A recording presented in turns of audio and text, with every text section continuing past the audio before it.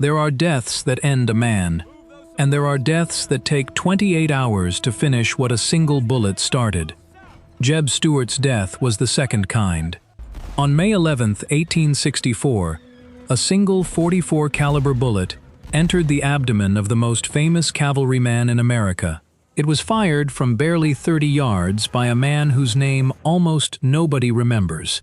What followed was not a quick, noble death on the battlefield. It was 28 hours of something far worse. Picture the scene just seconds before. James Ewell Brown Stuart is on horseback, plumed hat unmistakable even through the smoke, saber drawn, voice carrying over the roar of carbines as he rallies his men in a countercharge along a Virginia ridgeline. He is 31 years old. He is the Confederacy's knight-errant, the man who rode circles around the entire Union Army not once, but twice. The officer Robert E. Lee will later call irreplaceable. For 3 years, Stuart has outrun, outsmarted, and outfought every Union cavalry commander thrown against him. He has made Federal horsemen look foolish so many times that his very name carries a psychological weight no rank insignia can match. And in a matter of seconds, all of that ends. Not with a saber clash or a cannonball or a heroic last stand, with a pistol shot from a retreating private who is not even on a horse. The most famous cavalryman in America was shot by a man nobody remembers, and then he spent a full day dying in a borrowed bed while his wife raced toward him and arrived 4 hours too late. The plume was theater. The 28 hours were real. By May of 1864, the Civil War had entered its grinding, merciless final act. The romantic notions that once animated both sides, the idea that one great battle might settle everything, had been bled out by 3 years of slaughter at Antietam, Gettysburg, and Chickamauga. The arithmetic of the conflict had turned brutal and unmistakable. The Union had more men, more factories, more railroads, more of everything that modern war demands. The Confederacy was running out of time, running out of manpower, and running out of room. But something had changed at the very top. Ulysses Grant now commanded all Union armies from the field. He had attached himself to the Army of the Potomac in Virginia and launched what history would call the Overland Campaign. In the first 2 weeks of May, the armies had already clawed at each other in the tangled hell of the wilderness and the blood-soaked trenches around Spotsylvania Courthouse. Tens of thousands had fallen on both sides, but Grant was different from every Union general who came before him. After a terrible fight, he did not retreat north to lick his wounds. He sidestepped south and kept pressing. Every previous Union commander had given Lee time to recover after a battle. Grant gave him nothing. The pauses between engagements that had allowed Lee to maneuver and counterattack simply vanished. Grant fought, moved south, fought again, moved south again. The relentlessness was new, and it was terrifying to an army that had survived by exploiting the hesitation of its enemies. Lee knew this. His army knew this. The clock was ticking in a way it never had before, and the man who kept that clock readable for Lee was about to be removed from the board. Stuart was the eyes and ears of Lee's army.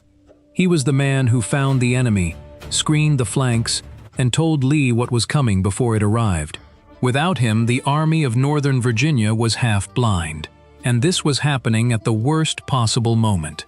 Every day Lee lost Stuart was a day Lee fought in the dark. Within this larger nightmare, Grant gave his cavalry chief a radical mission. Philip Sheridan, compact, Irish-tempered, aggressive to the point of recklessness, and utterly convinced that Union horsemen had been misused for 3 years. He had been arguing with General Meade about cavalry tactics, and Grant settled the argument the way Grant settled everything. He told Sheridan to go prove his point.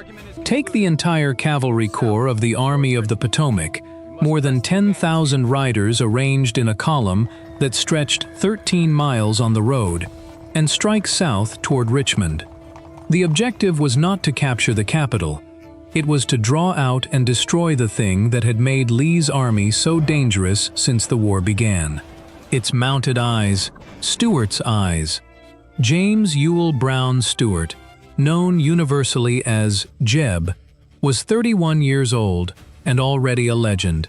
He was the chief of cavalry for the Army of Northern Virginia, Lee's most trusted reconnaissance arm. He wore a plumed hat and a cape. He traveled with a banjo player. He threw grand reviews of his cavalry as though the war was a pageant staged for his personal amusement.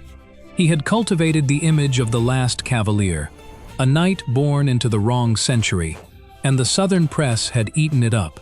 Stuart had spent 3 years making the impossible look effortless. He had cultivated an image so magnetic that people forgot there was a brain behind the plume. The brain was what made him dangerous. The plume was what made him a target, because behind the spectacle was a professional soldier of formidable skill, a West Point graduate who read terrain the way a musician reads a score, a man who understood that cavalry in this war was no longer about the glorious charge, but about dismounted firepower, screening, and relentless intelligence gathering. The charge made good newspaper copy. The intelligence reports that arrived on Lee's desk before dawn won battles. Stuart excelled at both, but the second skill was what made him irreplaceable. Any brave officer could lead a charge. Only Stuart could consistently tell Lee where the enemy was, how many they were, and what they intended to do next. He had ridden circles around the entire Union Army twice, gathering intelligence that allowed Lee to maneuver with a precision that mystified Union commanders. Lee once said of him that he never brought a piece of false information. In 3 years of war, that is perhaps the highest compliment one general can pay another. The reality underneath the legend was a professional intelligence officer who understood that the real value of cavalry was not the charge, but the report that arrived on Lee's desk before dawn. Every ride, every raid, every reconnaissance mission Stuart ran was ultimately about one thing: making sure Lee knew where the enemy was and what they were doing before the enemy knew Lee was looking. When word reached Stuart that Sheridan's enormous column was cutting south toward Richmond and tearing up Confederate supply lines along the way, Stuart faced a decision that would define his final days.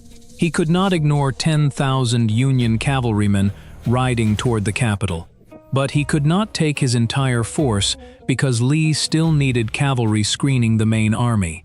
So Stuart split his command. He took a portion of his troopers, rode hard on a parallel route, and resolved to get between Sheridan and Richmond. Speed and knowledge of the ground to compensate for what he lacked in numbers. It was the kind of decision Stuart had made a dozen times before. This time, the math would not work out. There was an abandoned inn called Yellow Tavern sitting at a crossroads on the Telegraph Road, 6 miles north of Richmond. It was not a place of any particular significance.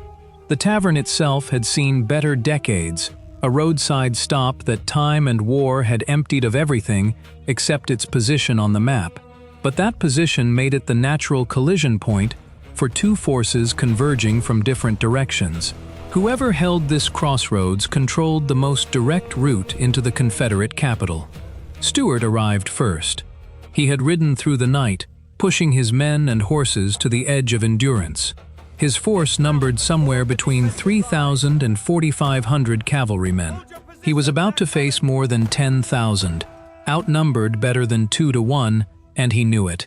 What he had was position and preparation. Stuart organized his defense around 3 brigade commanders along an arc that took advantage of the terrain. Lomax on one section, Wickham on another, Gordon on the third. Dismounted troopers crouched behind fence lines and along ridge lines with clear fields of fire. The ground around Yellow Tavern was a mix of open fields, scattered timber, and the low, rolling ridges that characterize this part of Virginia. Telegraph Road ran roughly north to south. Mountain Road and Brook Turnpike intersected nearby, creating the kind of crossroads geography that funnels movement and creates natural defensive positions. Stuart had chosen his ground the way a chess player chooses the square where he will make his stand. Every approach was covered. Every retreat route was mapped. Artillery positioned to support the line. It was textbook defensive deployment, the kind of work Stuart had perfected over 3 years. But the line was thin, stretched to cover ground that a larger force could hold in depth. Every fence rail and every fold in the earth had been selected to make the Federals pay for every yard. Stuart had chosen his ground the way a chess player chooses the square where he will make his stand. He could not attack 10,000 men with 4,000. What he could do was block them, delay them, and bleed them until reinforcements arrived or Sheridan decided the price was too high. There was no good option. There was only the least bad one, and Stuart had spent his entire career turning least bad options into victories through speed and nerve and the kind of tactical instinct that cannot be taught in any classroom. Sheridan did not make him wait long. Contact came in the late morning. Probing fire escalated into sustained volleys. Dismounted troopers traded carbine rounds across fence lines, while officers on both sides read the shape of the fight. Stuart rode the line constantly, appearing at threatened points, steadying men. His plumed hat was visible above the smoke, and his presence mattered. These were men who had followed him through some of the hardest cavalry fighting of the war. Seeing him upright in the saddle, hearing his voice carry across the noise, reminded them they were still Jeb Stuart's cavalry, still the finest mounted force on the continent, still capable of holding against odds that would break lesser units. The hours between late morning and mid-afternoon ground forward in a rhythm of escalating violence. Carbine fire rattled along the line. Artillery barked from both sides. Horses screamed. Smoke drifted across the fields in thick, acrid clouds that made it impossible to see more than 50 yards in places. The smell of powder and blood and trampled Virginia earth mixed in the spring air until the men breathing it could taste the battle on their tongues. But the numbers were grinding. Every Confederate trooper who fell represented a gap in a line already too thin. Every Union trooper who fell was replaced by 2 more. The arithmetic Stuart had accepted when he chose to fight was beginning to tilt. Then came the blow. Brigadier General Devon found the angle Stuart's stretched line could not cover. His troopers struck the Confederate flank with force that buckled the defensive arc. Stuart read the crisis instantly. A full-weight assault aimed at rolling up the position. If the flank gave way, the entire line went, and Sheridan had a clear road to Richmond. Stuart did what Stuart always did. He ordered a countercharge. He gathered the nearest available troopers and led them forward personally. Not from the rear, with a pistol in his hand, riding into the teeth of the fight because he believed his presence at the point of crisis was the only thing that would hold his command together. The countercharge crashed into the Federal line. For a few violent minutes it worked. The Union advance staggered. Pistols cracked at point-blank range. Sabers flashed. Horses collided. The noise swallowed individual sounds into a single, continuous roar. Stuart positioned himself along the ridgeline where he could see the effects and direct the next movement. He was mounted, conspicuous, shouting encouragement. Units of the 5th Michigan Cavalry were retreating past his position in disorder. This was the moment of maximum confusion, the eye of the tactical hurricane. And then Private John A. Huff fired. Huff was a 44-year-old Union private. He was dismounted, on foot, part of the retreating mass of 5th Michigan troopers flowing past Stuart's position. He was not a sharpshooter. He was not on a special mission. He was a man with a .44 caliber revolver who saw a mounted Confederate officer within 30 yards and did what any soldier is trained to do. He aimed and fired. The bullet struck Stuart in the left side of his abdomen. It tore through his stomach, perforated the intestines, and exited approximately 1 inch to the right of his spine.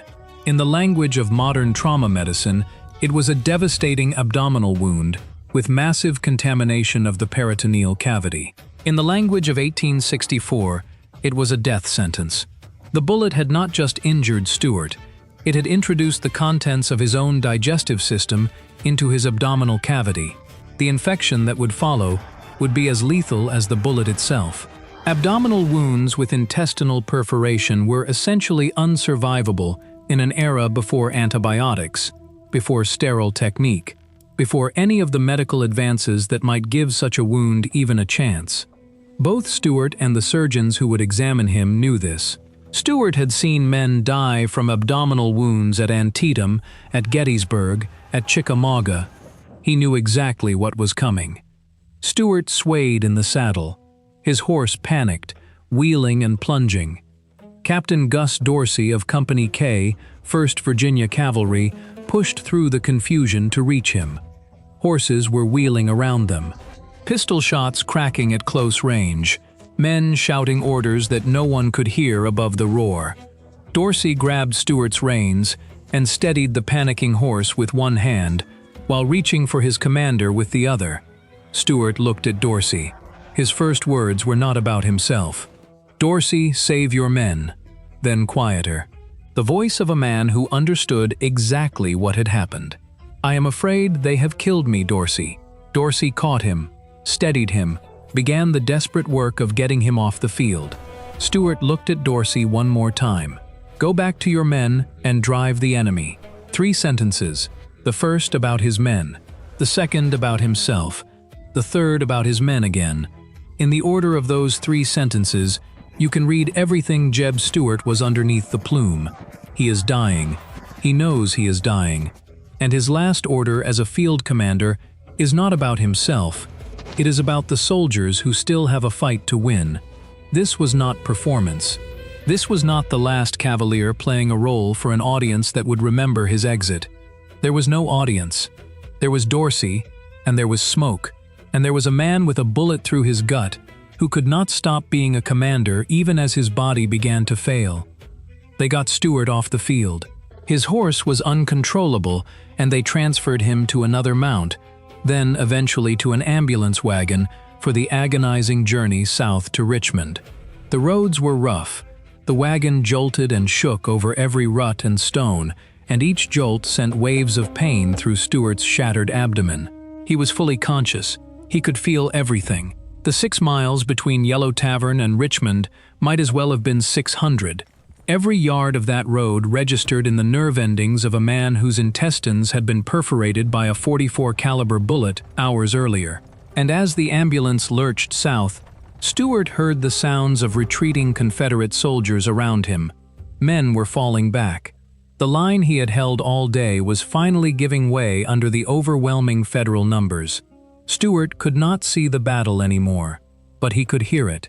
The diminishing crack of carbines behind him. The growing silence where sustained fire had been minutes before. The clatter of hooves moving in the wrong direction. The voices of officers trying to hold formations that were dissolving around them. He could hear his command breaking the way a man lying in a hospital bed can hear the building around him settling in the dark. And what he heard was the sound of everything he had built over 3 years coming apart on a Virginia roadside. He began to shout from the ambulance, his voice carrying over the noise of the retreat, over the rumble of the wagon wheels, over the groans he could not entirely suppress. The voice that had once carried across battlefields now carried across a dirt road from the back of a jolting wagon, and the words it carried were not the words of a dying man. They were the words of a commander who refused to stop commanding. Go back and do your duty, as I have done mine, and our country will be safe. Go back. I had rather die than be whipped." A man with a bullet through his intestines, lying in a jolting wagon, in agony that we can barely imagine, is shouting at retreating soldiers to turn around and fight. He is choosing, with whatever strength he has left, to spend it not on his own comfort, but on the morale of men who can still make a difference. This is the moment where the myth and the man converge, and the reality is more extraordinary than any legend could capture. Stuart had spent his career outrunning everything, outrunning the enemy, outrunning the odds, outrunning the war itself. For the first time in his life, he could not outrun what was happening inside his own body. And the distance between his ambulance and his wife's carriage was the one distance he could not close.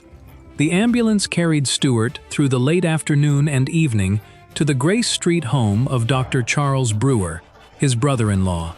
He was carried inside and laid on a bed. The surgeons examined him.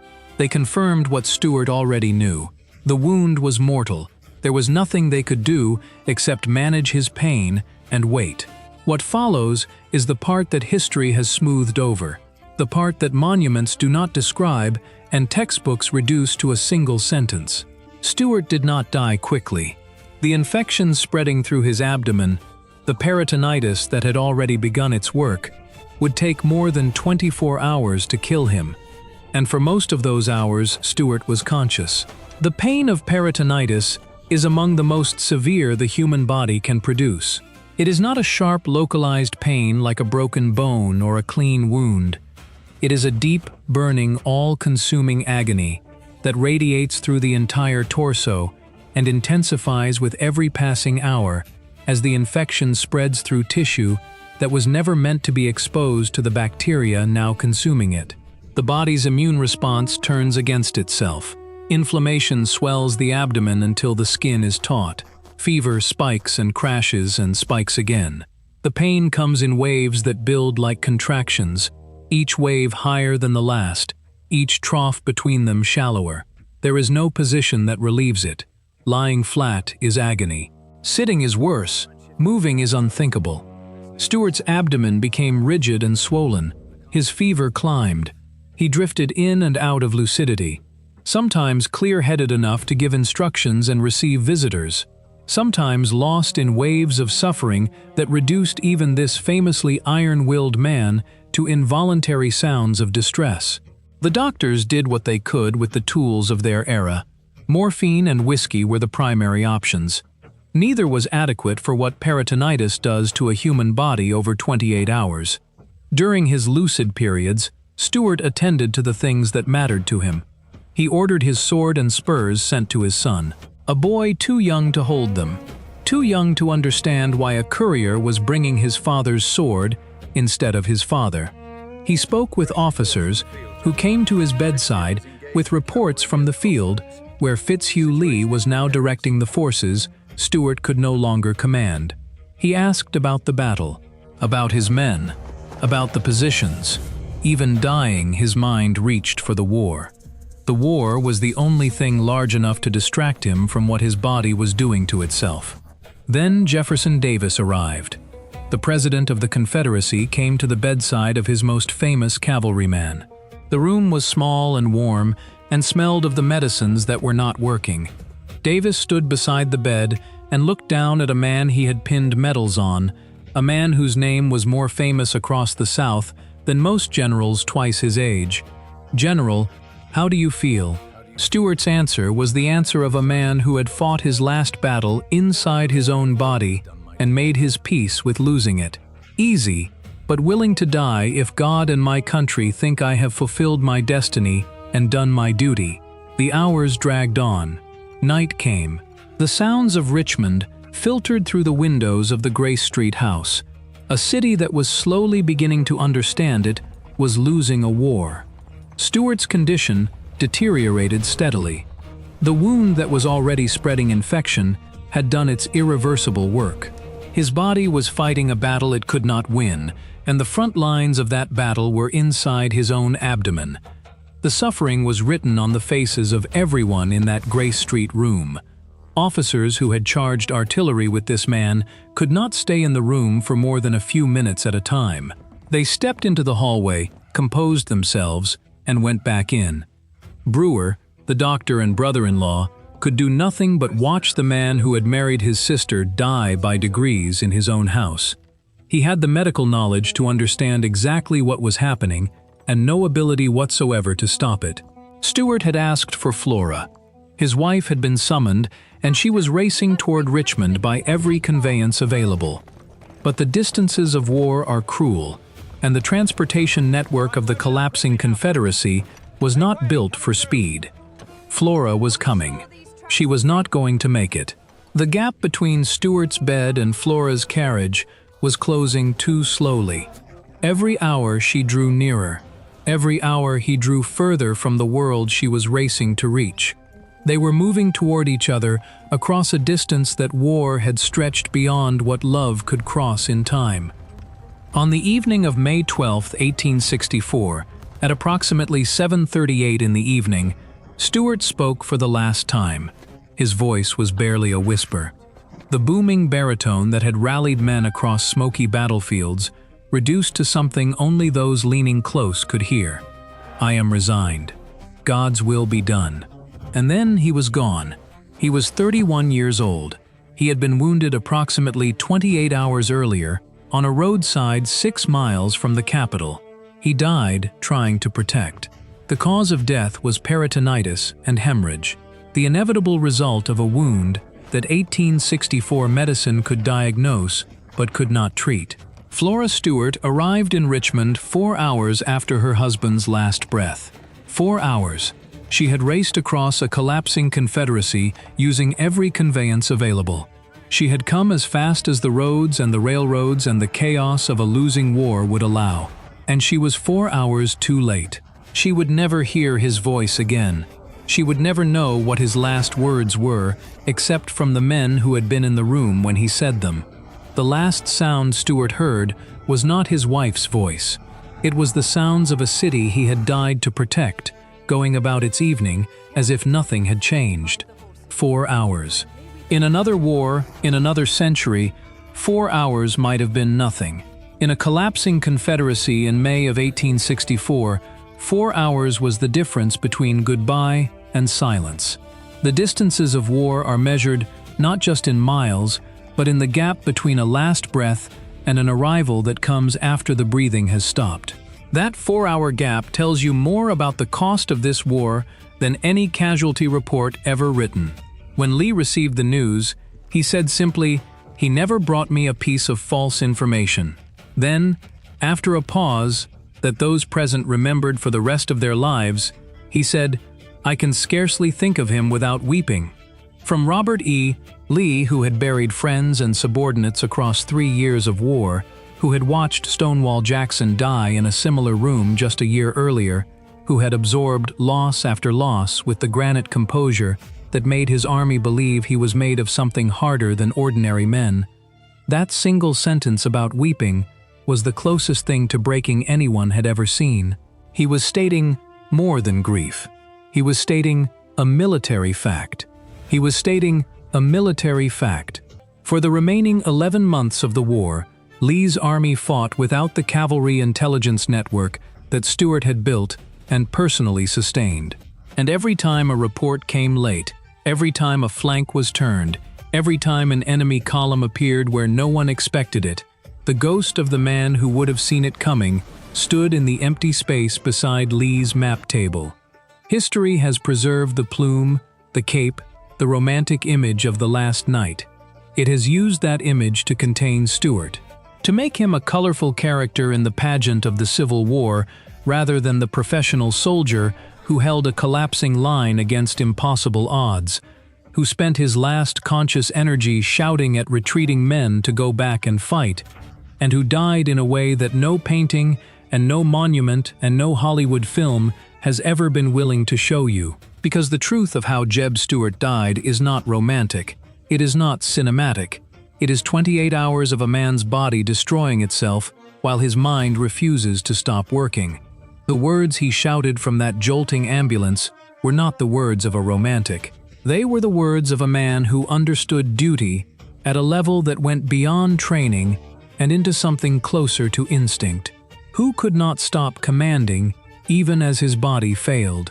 Who chose to spend his final reserves of strength on the men who still had a chance to make a difference? He was 31 years old. He died in a borrowed bed on Grace Street, in a city he had spent his last day of strength trying to protect. His wife arrived 4 hours after his last breath. His sword went to a son too young to hold it. His horse was returned to a stable it would never leave again. The plume was theater. The 28 hours were real, and the 4-hour gap between his death and his wife's arrival is the kind of detail that no monument records, but no honest history can leave out. Because it tells you everything about the cost of this war that statistics alone never will.